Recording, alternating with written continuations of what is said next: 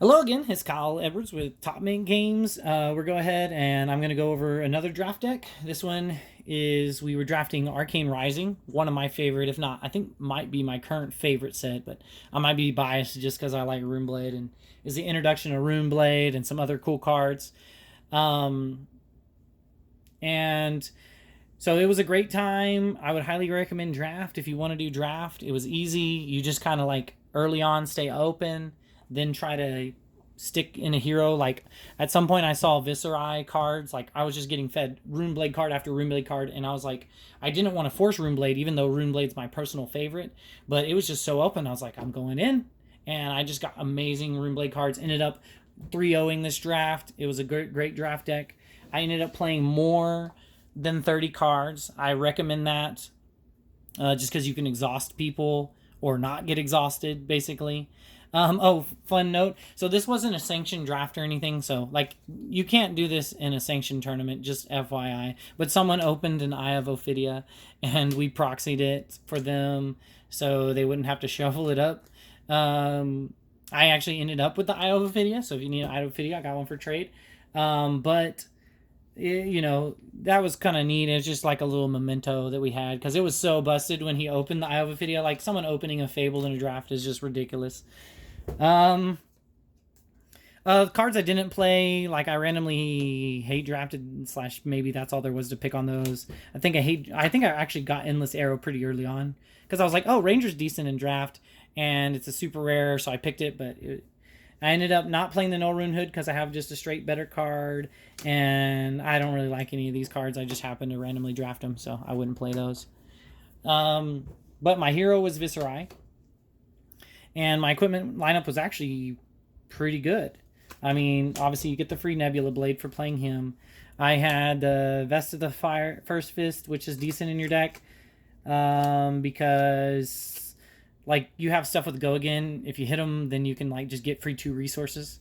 You got the boots, which I mean, it was the only like equipment I got, so why not? But especially in against Wizard, and then this also has Arcane Barrier, so I had at least some game against Wizard and against the mirror match if I wanted to prevent Arcanes.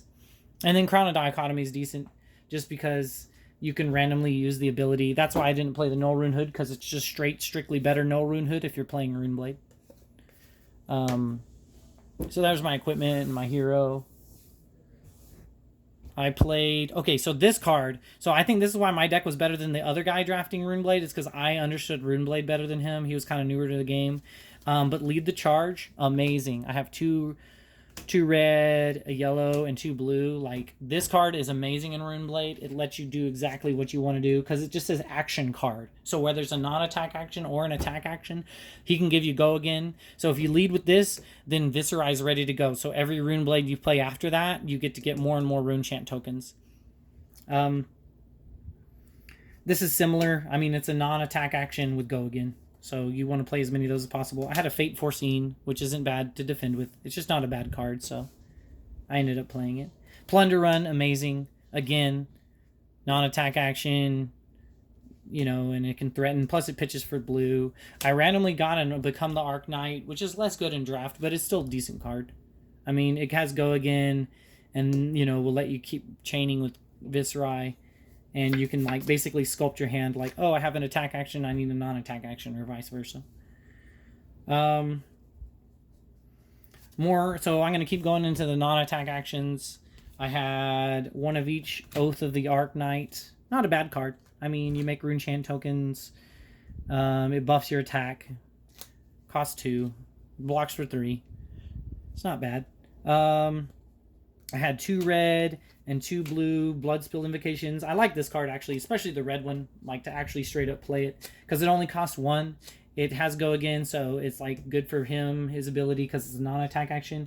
And then and it stays around until an attack action actually hits, but it will also pop itself if you take damage. So, like, you just kind of, if you play it and don't use it, you kind of want to defend yourself, which is fine. Because Runeblade is like that, where sometimes it's attacky, sometimes it's defendy.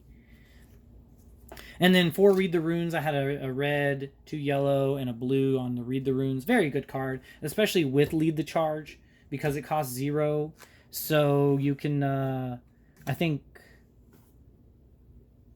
Well, no, like you can't do it on all of them, but the red lead the charges gives it go again, so you can lead the charge, play read the runes, Viserai will trigger. You'll get the 3 tokens or 2 or 1 from him, and then like have go again or not go again. You get an action point, so you can like just keep playing cards. That's all the non-attack actions that the deck plays, or that I played in the drafted in the day. But yeah, I would always recommend if you're playing Runeblade, draft as many lead the charges and plunder runs as you can. Maybe some Fate Foreseen. It's not bad.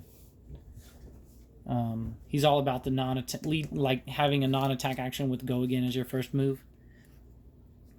Okay, I have 2 blue and a yellow drawn to the Dark Dimension that I drafted. It's not bad. I mean, it's okay. It can cost less for a rune chant, blocks for 3, gets in there, makes a rune chant, draws a card, or it doesn't make a rune chant, it draws you a card though. So if it's like your last attack, then you can draw a card and be able to arsenal it, so it's not bad.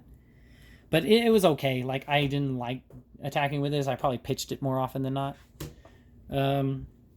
This one was good though. I actually played this as much as I can. I had 2 red and a yellow. Amplify the Arc Knight. I mean, it swings for 6 or 5. But either way, it costs 1. It costs 3, but it costs 1 less for each rune chant. So most of the time, it was 0, swing for 6. I mean, it doesn't have go again, but when you play it, like if you played a non-attack action, you know, it's a Runeblade card, which the rest of the deck is all Runeblade cards. You know, you can activate your Viserai. I had a lot of this card, I guess. I don't know why, but I have 2 blue, 2 yellow, and a red Spellblade Strike. It makes a rune chant token. Not when it hits, just period, and it only costs 1, so it's not bad. Blocks for 3. And the red one swings for 4, which is nice. And then the rest of my deck is 3 blue, a yellow, and a red Rune Flash. And this one's good because it has go again, so like it costs 3, but it costs 1 less for each rune chant. So like, you know, if you played a non-attack action, like a lead the charge, like you can have a really busted hand because this has a cost 2 or greater, so like you'll gain an action point, plus it has go again, so you gain another action point. So then you can like amplify the Arc Knight maybe, or just swing with another attack like Spellblade Strike, and then read the runes. And then like you're getting 1, 2, 3 rune chants off of Viserai for that turn, which is real good. Plus this is 3 more for next turn, so now you have 6 rune chants. So your next Amplify the Arc Knight's 3, and it's going to hit for 12. You know, the 6 rune chants plus the 6 on the Amplify the Arc Knight. So it's pretty good there. But this was like the best deck I've ever drafted. And like I said, I went 3-0. I had a really close match against the Ranger deck. But the fact that I was playing more cards in my deck made it to where I didn't exhaust. And I ended up winning a very grindy game. And his bow can attack. So I ended up just being able to hit him with my sword. But yeah, I ended up playing 1, 2, 3, 4, 5, 6, 7, 8. 7, 8, 9, 30, 31, 32, 33, 34, 35, 36. I played 37 cards, and I had no regrets because, you know, ended up becoming relevant against some decks. And I think I exhausted out a Mechanologist deck, which is easy for them to do because they're boosting. But the fact that I was able to just defend more and play a grindier game, then I was able to exhaust them out and then just finish them off at the end. So, you know, love Viserai. Big fan of it. Lots of rune chants. I think one game I might have had like 8 rune chants out at one point. But it was a great deck. Great time playing draft. Highly recommend it. Anytime your store's doing it, or if you can organize one with your friends or at your local shop you play at, I would definitely recommend it. Anytime they're doing a draft, I'm in on it. Thanks for watching the video. I hope you enjoyed it. Go ahead and like and subscribe. And if you want to buy or sell cards, send us a message or go to topmingames.com. Thank you for watching.